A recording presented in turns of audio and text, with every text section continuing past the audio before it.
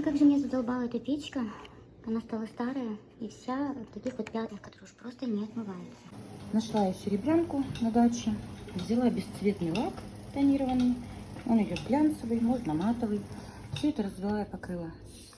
Все ровненько и все блестит. Ну вот, собственно, такой вид и получился. Никакой желтизны.